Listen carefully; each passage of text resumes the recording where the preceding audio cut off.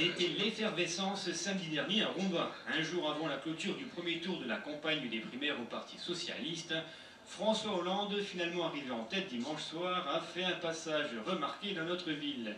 Accueilli par Lionel Fournier, maire de Rombin, c'est tout d'abord au pas de charge qu'il a visité la toute nouvelle maison du lien social. Autour de lui, la cohue des grands jours. Entre photographes, télévision, hommes et femmes politiques ou simples citoyens, il fallait se faire une place à côté d'un futur, probable, pas sûr, peut-être président de la République. Résultat, dimanche prochain à l'occasion du deuxième tour des primaires et surtout le 22 avril 2012, premier tour de la présidentielle.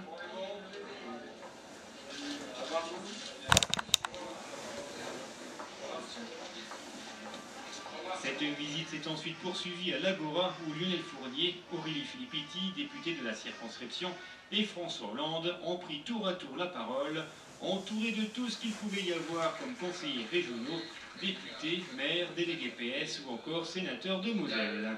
Je voudrais simplement lui dire qu'il y a 8 mois, c'était le 7 février à Famec, nous avions pris ce rendez-vous.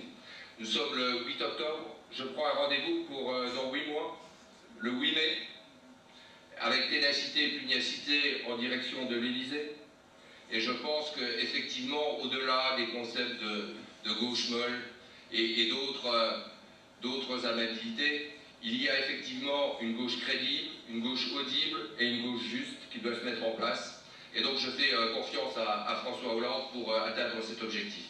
On a tous en tête effectivement les images et les promesses non tenues de Gandrange. Aujourd'hui, il y a un autre combat à mener, c'est celui de Florange et Hayange pour le maintien et la pérennité de la filière sidérurgique en Lorraine. C'est toute la politique industrielle du gouvernement qui est en échec ici, en Lorraine, en Moselle. C'est le symbole de l'échec patent de Nicolas Sarkozy. Alors c'est la première fois que tu viens dans ma circonscription, ce ne sera pas la dernière et j'espère que nous aurons l'occasion de t'accueillir à partir de l'année prochaine en tant que président de la République pour relancer une véritable politique industrielle en France. Je salue également, même si ça a été trop bref, la maison du lien social que j'ai visitée. Parce que c'est vraiment une innovation à tous égards. Je ne parle pas simplement sur le plan architectural, mais sur le plan de la fonctionnalité des services. Sur le fait qu'il faille mettre maintenant dans l'ensemble d'un équipement public tous ces services, toutes ces missions qui travaillent à l'accompagnement, à la formation, au suivi, voire même à la réparation sociale. D'où le mot de lien.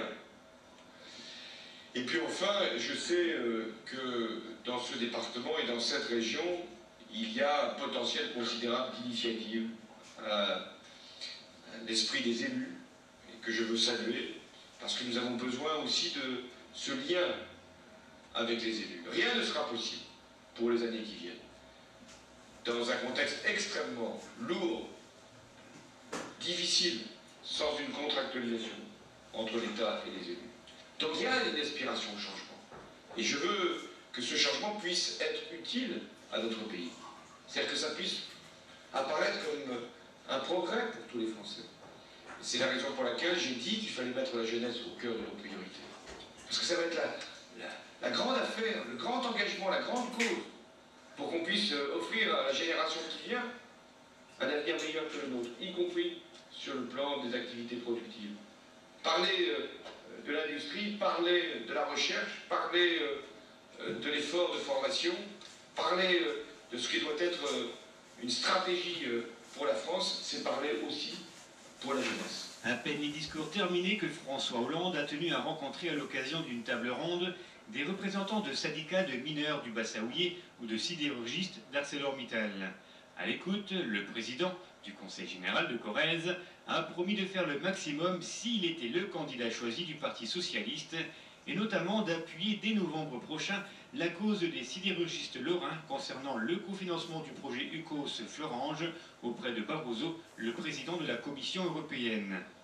Mittal et Sarkozy nous ont tué Gandrange, nous ont assassiné à Gandrange, il n'y aura pas un deuxième tri. Je peux vous assurer, ça coûtera ce que ça coûtera, mais jamais ils auront Florange, jamais ils auront Foulot. Alors je tiens à vous dire que l'acier lorrain vivra, quel que soit le prix à payer. Et nous on est prêts à le payer, c'est aussi pour ça qu'on est là aujourd'hui. Et quel que soit le gouvernement face à nous. Yacine Lorrain Vivant. Demain, si je suis investi, j'ai une parole qui sera entendue, y compris des autorités européennes, comme celle d'un possible président, j'espère du prochain président. Donc, Moi, comme vous faites, hein. si, faites-en encore davantage demain, et dans 8 mois, avant que vous se retrouviez avec moi. C'est vrai que si je suis candidat désigné, ce que je peux faire avec les élus qui sont ici, c'est une démarche directe auprès de Barroso pour bien montrer que, en tout cas de mon côté, si j'ai la légitimité pour agir au lendemain de l'élection présidentielle, je serai vraiment très lié, très engagé par le projet. Et donc de demander à Bruxelles de tout faire pour que maintenant une décision soit prise. Une dernière interview auprès de la presse nationale et une question d'RTV. Reviendrez-vous à Rombas si vous êtes élu président de la République? Oui, j'ai pris cet engagement avec le maire tous les 8 mois.